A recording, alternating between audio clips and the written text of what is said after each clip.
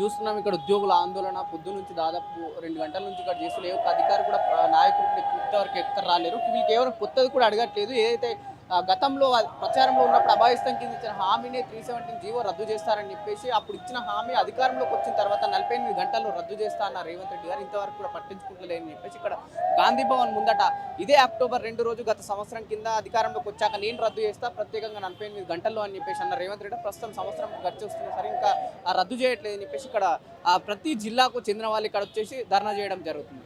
ప్రస్తుతం ఏదైతే ధర్నా 317 GO ఉపసంహరించుకోవాలో government ఉద్యోగ ఉపాధ్యాయుల సంఘాలన్నీ ఉన్న డిమాండ్ గతంలో కాంగ్రెస్ ప్రభుత్వం ప్రచారంలో ఇచ్చిన హామీలు మనం చూసే ప్రయత్నం చేద్దాం.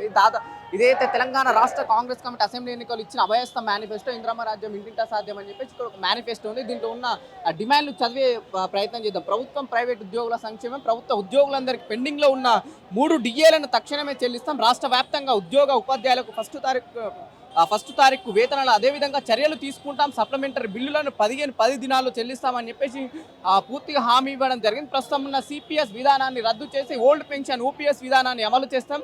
ప్రభుత్వ ఉద్యోగులకు మరియు పెన్షనర్లకు ఇచ్చే డిఏలను సకాలంలో ప్రకటించి బకాయిలను నేరుగా ఉద్యోగులకు చెల్లిస్తాం. జీవో 317 సమీక్షించి బాధిత ఉద్యోగ ఉపాధ్యాయ సమస్యలను పరిష్కరిస్తాం. అదేవిధంగా ప్రభుత్వ ఉద్యోగులు ఉపాధ్యాయులు బదిలీలు ట్రాన్స్ఫర్ క్యాలెండర్ ద్వారా ఏటా వేసవి కాలంలో చేపడతాం. కాంగ్రెస్ ప్రభుత్వం ఏర్పాటైన వెంటనే కొత్త పీఆర్సీని ప్రకటించి 6 నెలల్లోపే సిఫార్సులను అమలు చేస్తాం. ఉద్యోగులు కాంట్రిబ్యూషన్తో అన్ని రకాల జబ్బులకు అన్ని ఆసుపత్రుల్లో వైద్యం అందించే విధంగా హెల్త్ కార్డును జారీ చేస్తాం. ఫీల్డ్ అసిస్టెంట్లకు ఆశా వర్కర్లకు ఏకేపీ ఇందిరాక్రాంతి పథకం మేనేజర్స్ ఉద్యోగులకు తక్షణమే వేతనాలు పెంచి ఉద్యోగ భద్రత కల్పిస్తాం. అర్బన్ ఎంప్లాయ్మెంట్ గ్యారంటీ స్కీమ్ కింద 150 రోజులకు పెంచి కనీస వేతనాన్ని 350లకు పెంచుతాం అని చెప్పేసి పూర్తిగా అభయస్థం కింద ఇన్ని హామీలు ఇచ్చిన కాంగ్రెస్ ప్రభుత్వం ప్రస్తుతం కూడా ఏ ఒక్క హామీని పట్టించుకుంటలేని చెప్పకుండా బాధితులు ఆందోళన చెందుతున్నారు. ఇది అయితే గతంలో కాంగ్రెస్ ప్రభుత్వం ప్రచారంలో ఉన్నప్పుడు అభయస్థం కింద ఇచ్చిన మేనిఫెస్టో దాంట్లో ఉన్న హామీలు కూడా మనం పూర్తి స్థాయిలో చూడొచ్చు. ఇక్కడ చెప్పండి అన్న. ఏదైతే హామీలు ఇచ్చారో ఈ హామీలలో ప్రధానంగా ఉపాధ్యాయుల యొక్క సమస్యలు ఉన్నాయి, కానీ ఏ సమస్యను పరిష్కరించే పరిస్థితుల్లో కనబడటం లేదు. ఈ ప్రభుత్వము 48 గంటలలో సీఎం గారు హామీ ఇచ్చారు 317 జీవోని వెంటనే రద్దు చేస్తామని. కానీ ఆ హామీ నెరవేరకపోవడం వల్లనే నేడు ఈ వివిధ జిల్లాల నుండి తరలి రావడం జరిగింది. వెంటనే ఆ హామీని ఏదైతే ఇచ్చారో ఆ హామీని నెరవేర్చాలని కోరుతా ఉన్నాము. ఏదైతే 317 జీవో ఉందో నేడు ఏదైతే గాంధీ జయంతి ఉందో ఆ రోజే 317 జీవో వర్ధంతి కూడా కావాలని మేము కోరుతా ఉన్నాము. వెంటనే ఈ 317 జీవోను రద్దు చేసి మా స్థానిక జిల్లాలకు పంపించాలి. ఏదైతే 317 జీవో ద్వారా సీనియారిటీనే తీసుకున్నారో అది తప్పు, అది సరి అయిన అశాస్త్రీయమైనటువంటి నిర్ణయం. వెంటనే మా 317 జీవోని రద్దు చేసి మా జిల్లాలకు వెంటనే పంపించాలని మేము డిమాండ్ చేస్తా ఉన్నాం.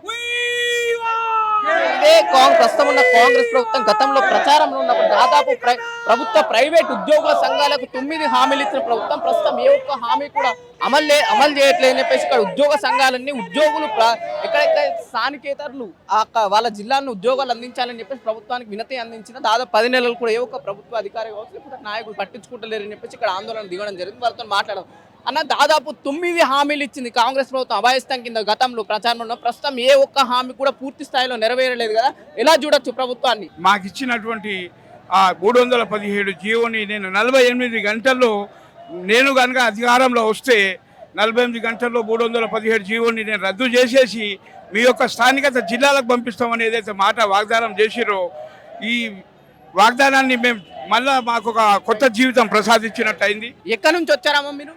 మేము ఏరియా హాస్పిటల్ కోరుట్ల నుంచి వచ్చామండి.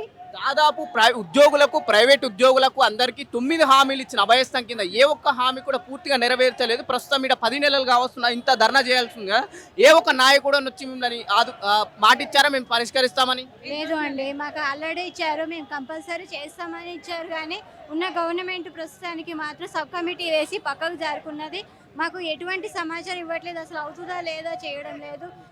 చేస్తామని చెప్పేసి సబ్ కమిటీకి మీటింగ్స్ పెట్టుకొని పోస్ట్పోన్ చేస్తున్నారే తప్పితే ఎటువంటి పరిష్కారం మాత్రం చూపించడం లేదు.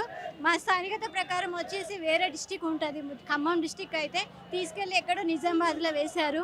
మాకు మాత్రం చిన్న పిల్లలు ఒక 1 ఇయర్ బాబు ఉన్నాడు, 2 ఇయర్స్ బాబు ఉన్నారు. అదే చిన్న పిల్లల్ని వదిలేసి వాళ్ళకి తల్లి బతికి ఉన్నా కూడా లేనట్టే వాళ్ళు అక్కడ ఎక్కడో ఉంటున్నారు. కనీసం రోజు చూడడానికి కూడా వీలు లేకుండా అంత దూరంలో ఉన్నాము. ప్రాపర్ ఎక్కడ ప్రస్తుతం ఎక్కడ ఉద్యోగం చేస్తున్నారు? ప్రస్తుతం కోరుట్ల హాస్పిటల్లో చేస్తున్నామండి, ఏరియా హాస్పిటల్, జగిత్యాల డిస్టిక్. మా ప్రాపర్ వచ్చేసి ఖమ్మం డిస్టిక్, జోన్ 4 వస్తుంది. జోన్ 4 నుంచి జోన్ 2కి ట్రాన్స్ఫర్ చేశారు. మీదే డిపార్ట్మెంట్ అమ్మా? మాది కూడా హెల్త్ డిపార్ట్మెంట్ అండి, టీవీవీపీ వైద్య విధాన పరిషత్. నేను వచ్చేసి యాదాద్రి భువనగిరి డిస్టిక్ అండి. మమ్మల్ని వచ్చేసి ఇప్పుడు 3rd జోన్ రాజన్న సిరిసిల్లకు అలాట్ చేశారు. ప్రజెంట్ నేను గజ్వేల్లో చేస్తున్నానండి. నేను ఇక్కడ స్థానికతగా ఉన్న జిల్లాలో జాబ్ చేయట్లేదు, వేరే జిల్లాలో నేను ఇప్పుడు జాబ్ చేస్తున్నాను. అట్లీస్ట్ నేను తీసుకుంది నాకు అలాట్ అయిన జోన్ 6th జోన్. నేను తీసుకున్న జోన్లో నాకు ఇవ్వలేదు. అట్లీస్ట్ మా ర్యాంక్ ప్రకారం చూసుకున్నా కూడా ఇప్పుడు నెక్స్ట్ ఇంకొక నోటిఫికేషన్ కూడా వస్తుంది. ఆ నోటిఫికేషన్లో కూడా ఆల్రెడీ మాకన్నా తర్వాత ఇప్పుడు 2024 కూడా ఆ నోటిఫికేషన్లో కూడా వాళ్ళ స్థానికత జోన్లో ఉన్నారు. మేము మా జోన్లోనూ లేము, ప్రజెంట్ వేరే జోన్లో ఉన్నాం. మా పిల్లలతో లేము, మా ఫ్యామిలీతో లేము. మాకు కూడా ఓల్డేజ్ పేరెంట్స్ ఉన్నారండి. మేము వాళ్ళకి ఎప్పుడు న్యాయం చేయాలి చెప్పండి? జాబ్ కూడా కావాలి కదా. గతంలో అభయస్థం కింద ఇచ్చిన హామీల ప్రకారం వచ్చిన 6 నెలల్లోనే కొత్త పిఆర్సీలు ప్రకటిస్తాన ప్రభుత్వం ప్రస్తుతం ప్రకటించిందంటారు. మీకు అందుతున్నాయి పిఆర్సీ?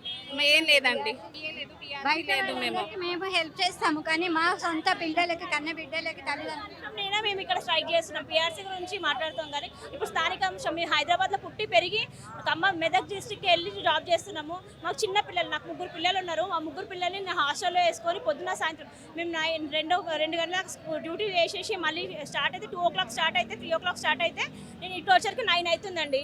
అట్లా చేస్తూ వస్తున్నాం కాబట్టి ఫస్ట్ మేము స్థానిక గురించి అడుగుతున్నాం. డైలీ అప్ అండ్ డౌన్ ఎన్ని కిలోమీటర్స్ చేస్తారు? మేము 3 అప్ అండ్ డౌన్ అంటే అక్కడ రూమ్ తీసుకొని ఉన్నాము. ఇప్పుడు 1 వీక్లీ వన్స్ పిల్లల్ని, మా అత్త మామని, వాళ్ళందరినీ వదిలేసి వచ్చి అప్ అండ్ డౌన్ చేస్తున్నాం. మేము అప్ అండ్ డౌన్ చేయడానికి కూడా లేదండి, మేము హెడ్ క్వార్టర్స్లోనే ఉండాలి. మాది హెల్త్ డిపార్ట్మెంట్ కాబట్టి హెడ్ క్వార్టర్స్లోనే ఉండాలని చెప్పారు. మా ఉద్యోగాలు మా జిల్లాకని నినాదం ఇంతవరకు ప్రభుత్వం స్పందిస్తుందా? గతంలో 10 నెలలైన ఒక్కరన్న నాయకుడు వచ్చి మీతో మాట్లాడరా? సబ్ కమిటీ పెట్టారు కదండి, సబ్ కమిటీ నుంచి రెస్పాండ్ లేదు, ఎక్కడి నుండి రెస్పాండ్ లేదు. ఎప్పుడు చేస్తాం అంటున్నారు కానీ ఎవరు చేస్తున్నారు చెప్పండి? అసలు మీకే తెలుస్తుంది కదా, చూస్తున్న ప్రతిసారి చేస్తాము అంటున్నారు కానీ ఎవరు ముందుకు రావట్లేదు. ఎవరు స్వార్థం కొద్దీ వాళ్ళే ఉన్నారు. నేను మంచిర్యాల నుండి వచ్చాను. నేను జాబ్ చేసేది ఆదిలాబాద్ జిల్లా గోత్ మండల్, అంటే మహారాష్ట్రకి దాదాపు ఒక 5 కిలోమీటర్ల బార్డర్లో నేను చేస్తున్నాను. ఒక 2.5 years పాపను పట్టుకొని చేస్తున్నాను. ఇక్కడ మా అత్తమ్మ మామయ్య ఇద్దరు హెల్త్ ఇష్యూస్, ఏజ్డ్ వాళ్ళకి, ప్లస్ మా ఆయన ఇక్కడ ఒకడే ఉంటాడు.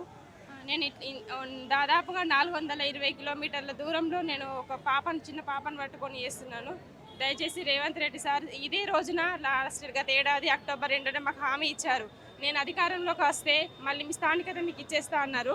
కాకపోతే ఏడాది గడుస్తున్నా కూడా అధికారంలోకి రప్పించినా కూడా ఉపాధ్యాయులం అందరం ఏకదాటిగా తనని అధికారంలోకి రావడానికి మేము పట్టుబడి అధికారంలోకి తీసుకొచ్చినా కూడా మాకు స్థానికత ఇవ్వకుండా మా పిల్లల్ని, మా కుటుంబాలని అందరినీ దూరం చేసి మేము ఎన్నో ప్రమాదాలకు గురై మా 317 బాధితులు చనిపోతుంటే కూడా చూసుకుంటూ మేము ఏం చేయలేకపోతున్నాము. దయచేసి రేవంత్ రెడ్డి సార్ మమ్మల్ని ఆదుకోండి, మా ప్రాణాలను కాపాడండి, మా పిల్లలకు స్థానికత ఇవ్వండి. తెలంగాణ సాధించుకుందే స్థానికత, అలాంటి తెలంగాణలో సాధించుకున్న స్థానికతను ఇవాళ మా పిల్లలకు లేకుండా చేస్తున్నారు. ఆల్రెడీ 317 జీవోలో 28 పారాలో ఉంది. ప్రభుత్వం తలుచుకుంటే ఈ జీవోను చేంజ్ చేసి స్థానికులకు ఉద్యోగం కల్పించవచ్చు అని మేము దాన్ని వేడుకుంటున్నాం. దయచేసి ఏ డిపార్ట్మెంట్లో వర్క్ చేస్తున్నామా మీరు? ఏ డిపార్ట్మెంట్లో చేస్తున్నారు? బీసీ వెల్ఫేర్ అండి. ఇక్కడ ప్రాపర్ ఎక్కడ ప్రస్తుతం ఎక్కడ చేస్తున్నారు? ఎన్ని సంవత్సరాల నుంచి చేస్తున్నారు? నల్గొండ డిస్టిక్ అండి, కానీ ఇప్పుడు మేము మెదక్ డిస్టిక్లో ఫిట్ అయ్యామండి.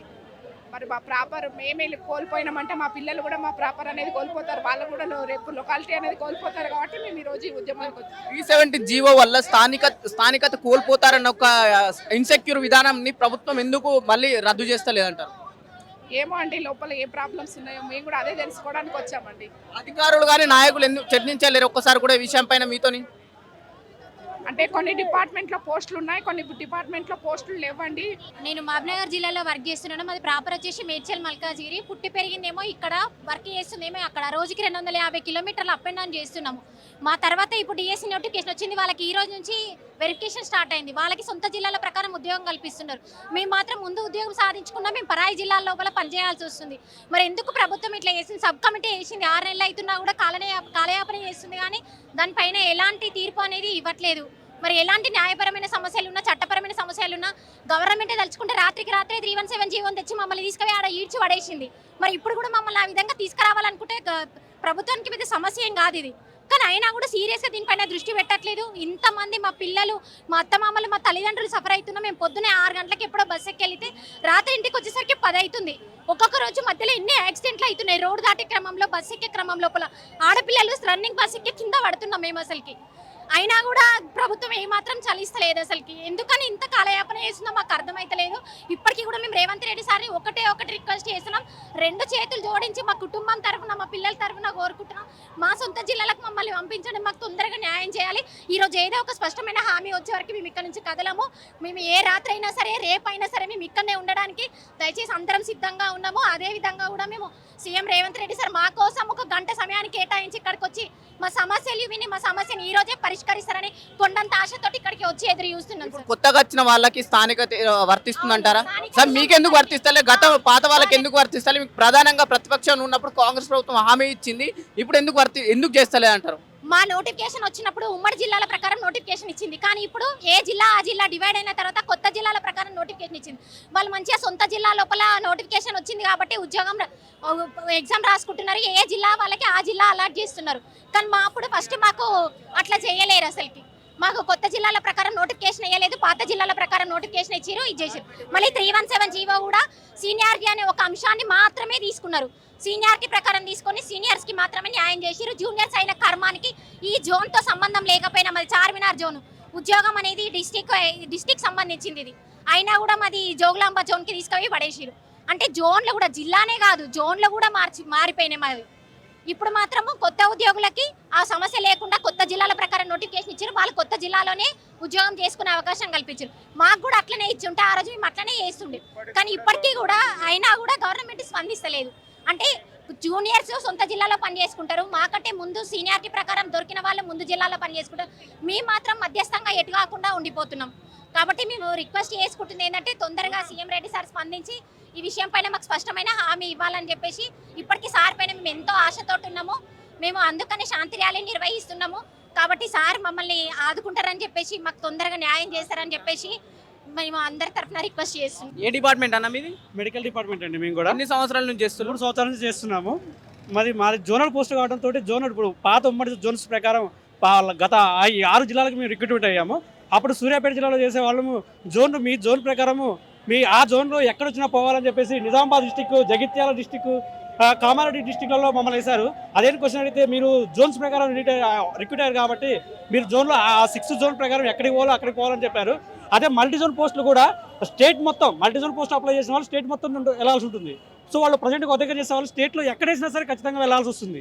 ఇది 3 సంవత్సరాల నుంచి బాగా అనుకుంటున్నాము. గవర్నమెంట్ వచ్చిన తర్వాత 48 గంటలు కాదు కదా, సంవత్సరం అయింది, మారుతుందేమో మేము సామరస్యంగా ముందుకు తీసుకెళ్తున్నాము. ఈ సంవత్సరం ఇప్పుడు గాంధీ జయంతి సంవత్సరం ముగిసిన సందర్భంగా సారే గారి దగ్గర తెలుసుకుందామని చెప్పేసి ఈ విధంగా ముందుకు రావడం జరిగింది. మీరు ఎక్కడి నుంచో? మాది కూడా నల్గొండ డిస్ట్రిక్ట్ అండి. పోస్టింగ్ ఎక్కడ? గజ్వేల్లో చేస్తున్నాము. సో ఈ మేనిఫెస్టోలో ఇచ్చిన ఈ 9 హామీలు ఒక్కటి కూడా నెరవేర్చలేదండి. ఎంతమంది బాధితులు ఉన్నారు ఇక్కడ, ఇంకా రాలేదు, చాలా మంది రాలేదు. ఒక్కొక్కరికి బాధలు, అక్కడ లీను దొరకక, అక్కడ అడ్జస్ట్మెంట్ అవ్వక చాలా మంది ఇంకా నలిగిపోతున్న వాళ్ళు ఉన్నారు. కానీ ఇక్కడ వచ్చిన వాళ్ళ బాధ కూడా కొంచెం కూడా వాళ్ళకి అర్థమవుతుందో లేదో తెలుస్తలేదు. ఇంతమందికి స్థానికత అసలు ఎవరు పెట్టమన్నారండి? 317 జీవో వల్ల ప్రభుత్వానికి ఏమైనా కోట్లు వచ్చాయా, లేకపోతే ఎవరికైనా న్యాయం జరిగిందా? మా తర్వాత 2వ రిక్రూట్మెంట్ కూడా జరుగుతుంది. వాళ్ళకి లోకల్ పోస్టులు ఇచ్చేస్తున్నారు. మరి మేమేందుకు? ప్రభుత్వానికి 317 జీవో వల్ల ఏమన్నా లాభం ఉంటుందా? అది వాళ్ళకి తెలియాలి. మాకు అసలు జనాలను ఎంచుకున్నారండి ప్రభుత్వాన్ని, వాళ్ళకి ఏదో చేస్తారని ఎంచుకున్నారు. కానీ ఏం జరుగుతుంది జనాలు ఈ రోడ్డు మీద ఇట్లా రావడం వల్ల వాళ్ళకి ఏమొస్తుంది అనేది ప్రభుత్వం గుర్తించాలి. ఇంతమంది బాధని, శోకాన్ని అనేది వాళ్ళు ఏంటిది అనేది వాళ్ళ ఉనికిని తీసుకెళ్ళాలి. ఇక్కడ రోడ్డు మీదనే షో చేసి రోడ్డు మీదనే ఆపేస్తే దీనికి ఏం ప్రయోజనం ఉండదు. రేపు రోజు మీరు రోడ్ షో చేస్తారు మీ ఓట్ల కోసం, కానీ ఈరోజు జనాలు ఈ రకంగా రోడ్ షో చేస్తున్నారు. వాళ్ళ యొక్క బాధని పట్టించుకోవాలి. అసలు స్థానికతను వదిలిపెట్టి ఎక్కడెక్కడో పంపిస్తే వాళ్ళ ఇళ్లలో ముసలాళ్ళు ఉంటారు, చిన్నపిల్లలు ఉంటారు, అనారోగ్యంతో బాధపడుతున్న వాళ్ళు. ఒక్కొక్క స్టాఫ్, ఒక్కొక్క ఉద్యోగం, ఒక్కొక్క ఎంప్లాయీ వాళ్ళు ఎంతో మెంటల్గా కానీ ఫిజికల్గా కానీ ఎన్నో ప్రాబ్లంతో సఫర్ అవుతున్నారు. కనీసం వాళ్ళ తోడు, వాళ్ళ పార్ట్నర్, వాళ్ళ హస్బెండ్, ఇంట్లో వాళ్ళు చూసుకునే పరిస్థితి కూడా లేరు. అలాంటి ఈ 317 జీవోల వల్ల ఎవరు లబ్ధి పొందుతున్నారు అనేది సీఎం గారు ఆలోచించాలి. ఈ రోజు ఈ గాంధీ భవనం ముందు ఈ నిరసనని, ఇంతమంది ఆవేదనని అర్థం చేసుకొని దీనికి న్యాయం చేయగలరని మేము కోరుతున్నాము.